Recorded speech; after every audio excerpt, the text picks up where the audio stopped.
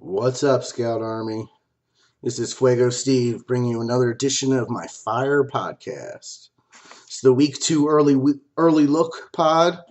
We'll do a quick review of the past week and take an early look at week number 2 in the NFL. So week 1 was a typical week 1. A lot of unknowns going in. A few things clear, but in general, it was just typical, Number 1 quarterback overall for the week was Alex Smith. I don't know if we'll ever say that again this year. You got Stafford, Bradford, Simeon on Monday night. So running backs, we had Leonard Fournette score, Gillislee, Hunt went nuts on Thursday night, and Tariq Cohen, who I'm sure very few of you, if any, played. And wide receiver, crazy. Kenny Galladay and Benny Fowler scored the only wide receivers with 2 touchdowns. Russell Shepard scored a touchdown. J.J. Nelson, Andre Holmes, Seth Roberts, Cooper Kupp. I mean, only 8 running backs scored touchdowns on the week. Only 6 rushed for 100 yards. And 7 defenses scored touchdowns, including 2 by the Rams, who were a good play to begin with and ended up being a great play. They were rather popular. Jesse James, of all tight ends, had 2 touchdowns. So, I'm not going to spend much time reviewing the week. It is what it is. The biggest news that came out was David Johnson. We now have no longer a big 2 running back in fantasy. We have one, Le'Veon Bell, and we saw he did nothing week 1, which I'm curious to see what the ownership level on Bell is going to be going forward without David Johnson. It'll push ownership up on McCoy if he continues to do well, some of those other backs, but I'm interested in how it's going to affect Bell specifically and whether he's going to be super highly owned every week. So let's take a look at some upcoming games for week number 2. If you're playing the Monday night slate, I would just fade the Thursday game completely. Yeah, Houston, Cincinnati. 38, I think, is the total. So I think it's the lowest on the week. In general, try to stay away from those Thursday night games if you're playing that slate. You want to see your players, of course, but there's still probably an advantage of not playing guys on Thursday unless it's a crazy good matchup. It's just proof that guys don't have time to recover from Sunday night. The gameplay is worse. The offenses are worse. If anything, you could maybe play a defense in those games. We have Tennessee, Jacksonville. Tennessee is favored by 1. It's in Jacksonville. It's a 43.5 over-under. So they expect it to be a close game. Interesting, Jacksonville was my lock on FanDuel to play. They were mispriced, and they came through with 10 sacks and a touchdown. We'll see. Does the defense continue against Mariota, or does the Titans' offense take over? And does Leonard Fournette continue his, had a great week 1 in his rookie debut? Does he continue with that this week? Next game's Cleveland at Baltimore. Ravens are favored by 7.5. 41 is the over/under. This should be an ugly game. I have no real interest in the offenses here. You could maybe roll out the Ravens defense. I haven't looked too much at pricing, but there's nobody here really on offense that I'm too interested in, at least early here in the week. You have Buffalo Bills visiting Carolina Panthers. Panthers favored by 7.5. It's a 42 over/under. I could see playing some Panthers here. And I'm maybe McCoy. McCoy's ownership should jump up a little this week with no DJ. He's the only. I don't really have any much interest early on in the week in anybody else from Buffalo, but there's some Panthers in play. Look for Jonathan Stewart in this McCaffrey situation. How it's going to go going forward. Does Stewart kind of stay there, and they kind of keep splitting, and you don't really know who to play per week? We'll see how that works itself out. This next game should have some fireworks. The Patriots visit the Saints. New England's favored by 6. It's a 53.5 over-under. They're expecting it to be, I think, the highest scoring game. We're tied for the highest scoring game of the week. I look for both teams to bounce back. The Saints offensively, I think, should bounce back at home.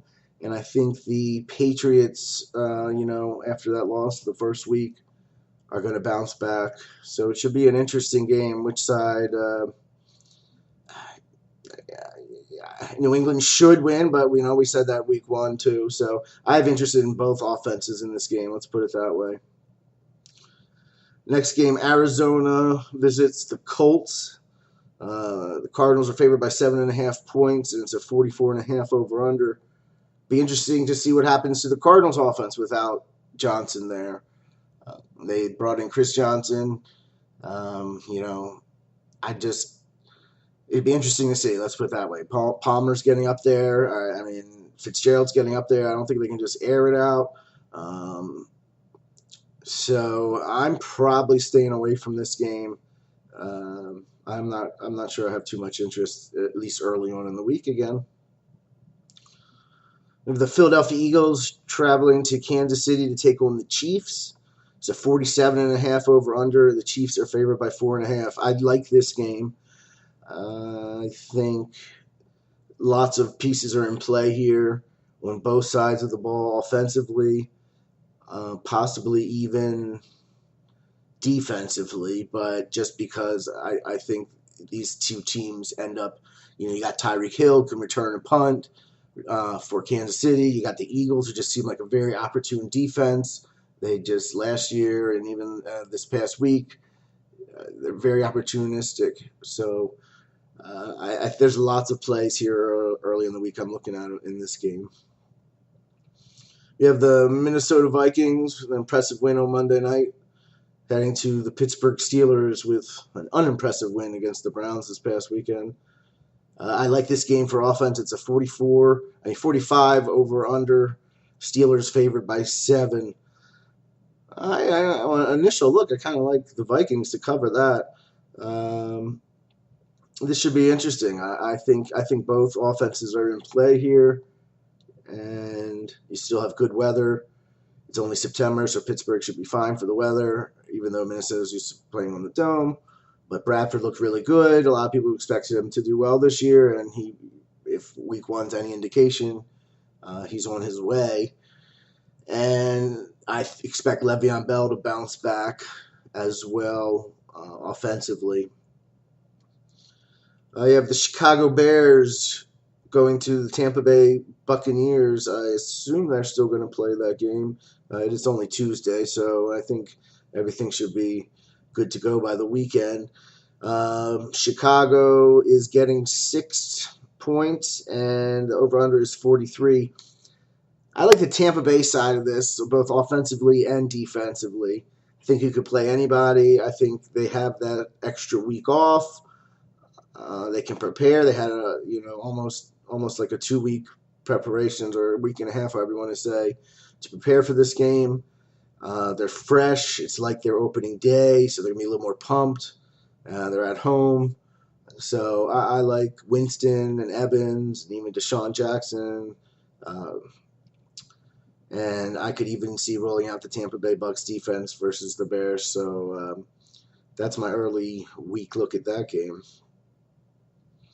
Next up, we got Miami Dolphins traveling to the Los Angeles Chargers. It's a 44.5 over/under. Chargers are favored by 4. I'm not sure. I don't have a real good read on this game quite yet. I'll start doing my research, and I think you could possibly play either defense and you could possibly play either offense. Phillip Rivers and the offense looked okay versus Denver.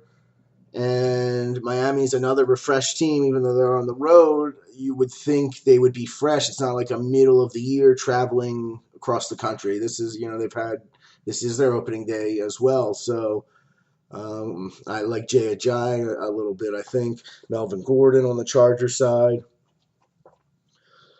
So I think I'm not quite sure, but I think there will be places to go in this game.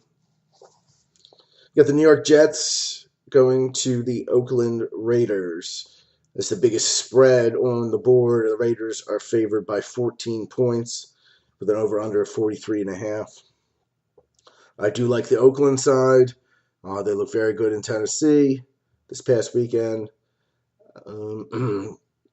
I think you could probably play a lot of the offense, and I really have no interest in anyone on the Jets at this point. Next game is Washington at the LA Rams. This is a 46 over-under. The Rams are favored by 2.5. And this is interesting. I think you could go back to the Rams defense against Cousins, who can make some mistakes at times, as we saw this past weekend, even though that was a BS call. He did not, if you know the play I'm talking about at the end of the game, he threw the ball out of his hand. I don't know how they call it a fumble. It was literally coming out forward, but I digress. But I like the offenses. I think you could also play Washington's offense. You could play the Rams offense, I think, in this game. I think you might be able to get some juiciness out of this game here. Gurley looked good week one. Chalky Gurley came through. If you paired him up with the Rams defense, that was a great combo to have. You have the Dallas Cowboys heading to the Denver Broncos. Dallas is favored by 1, and it's a 43 over-under. It's one of the lower totals. I could see this more being a little sluggy fest. Neither team really airing out the ball too much. My initial take is I don't have too much interest, but I will check back in the later week pod to see if I've made my same decisions or if I like stuff in that game. The San Francisco 49ers heading up to Seattle Seahawks. It's the second biggest spread. Seahawks minus 13, and it's a 43.5 over under. Definitely think you could play Seahawks and look for a bounce back game versus the Niners here. Russell Wilson, Doug Baldwin, definitely in play for me at this point. And the final game, which is the big juicy game, the final game on Sunday, that is the Green Bay Packers head to the Atlanta Falcons. 53.5 over under, tied for the largest. And Atlanta's only favored by 2, so they expect it to be a close game with a lot of points scored. My initial take is I agree, and I think that I think the game's gonna be popular. Everyone wants the Sunday night hammer, so everyone's gonna go for this game. On both sides of the ball, I think, are in play. So I'll get back to you in the week what I think you think ownership's going to be like, and I think it would be, this is a 53.5 total currently, and what was the other one? The New Orleans. I think both games are going to be popular. Both games, it's about 6 more points than any other game. A lot of totals down in the 43s, the 43s, the 43s, 44, 44, 42. So I think both these games, the Green Bay Atlanta and the New England and New Orleans game, are going to be popular for sure. And then finally on the Monday night game, it's the Lions versus going to the New York Giants. Giants are favored by 4.5. And it's a 43.5 over, and another 43.5 over under. If you're playing the Thursday-Monday slate, Stafford might be in play, but some people might bring him a little more popular than he should be just because people want to wait to get someone on Monday. But I think this is another one of those games that you don't really need to stay away for. Look for my primetime or SD Chicken Steve Renner. Look for either of us putting out a primetime article or a Monday, Thursday article that will have more details about this game later in the week. Taking a look at some quick position plays. Looking at quarterback, I think you could probably spend up this week. Like Ryan and Brady and Rodgers. Drew Brees, that whole all four in that game. Though I don't think I like Drew Brees as much as the rest because he's going against Belichick in New England. I like Carr this week so far. Uh, I could see going to Russell Wilson, Cam Newton, and those are some off the top of my head. Early look at week 2 quarterbacks. Possibly Big Ben at home. He plays much better at home. And I think he and Bell and Brown should do well this week. My early look at running backs. You got some cheapo guys I kind of like. I think you could definitely pay down for running back this week. There's a lot of good spots. Jacquez Rodgers, who's taking the place of Doug Martin while he's suspended, is only 4,400 on DraftKings. James White only 4,000. Terrence West, who's taking over the starting role with Danny Woodhead being hurt in Baltimore, is only 5,100 on DraftKings. Jonathan Stewart's only 44. C.J. Anderson 4,700. So there's a lot of these lower end guys that I think are in play for sure. I like J.J. Going against the Chargers, like I said before, either rested, ready to go. On the higher end, Lev Bell, definitely. Not sure about McCoy yet. Elliott maybe against the Broncos could be in play. And Melvin Gordon, Devontae Freeman, and Todd Gurley again. Some early looks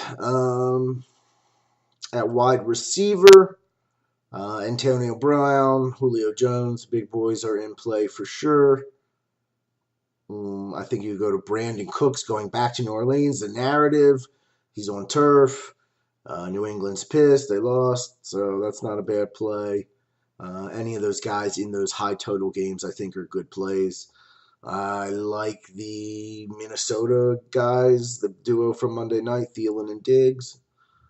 Terrell Pryor. I like the guys on the Buccaneers, Deshaun Jackson, Mike Evans, and cheapo play, my guy Marquise Lee on the Jaguars, only 3,800 on DraftKings. Interested to see what happens with Beckham if he comes back this week. Like Tyreek Hill for sure. And check back with me later for the week for the rest of my picks. Tight end. This is the week we might see Antonio Gates get that touchdown at home. They're at home. They want to see him get the record. I could see them going to him. I like Braid on Tampa Bay. I could go to probably back to Austin Hooper again at home versus Green Bay. Jimmy Graham at home versus San Francisco. And Kelsey at home versus Philly. Gronkowski. I think all the big boys are in play. And we'll see if we can find you some value guys later in the week. Defense. You got the two big spreads with Oakland, the Jets heading to Oakland, and San Francisco heading to Seattle. Those defenses are definitely in play. Honestly, I might like Oakland better versus the Jets. I already told you I like the Tampa Bay defense on this long preparation for Chicago. And, Baltimore defense is in play. Do they continue what they did last week against the Browns? I think both LA defenses are in play, at least early on the week. Remember, everything I'm telling you here is my first look at week 2. Everything is subject to change, and you just look for all my articles, look for my podcast later in the week, and hit me with questions, and we will make you some money in week 2 of the NFL. Hope you had a good week 1. And let's see, any last bits? No, that's about it. That's going to wrap it up for our week 2 early look. I am Fuego Steve. You can find me at dfs.scout.com along with Steve Renner, Sean Childs, and all the other great experts that we will be bringing on at Scout DFS. Good luck, and I'll talk to you soon.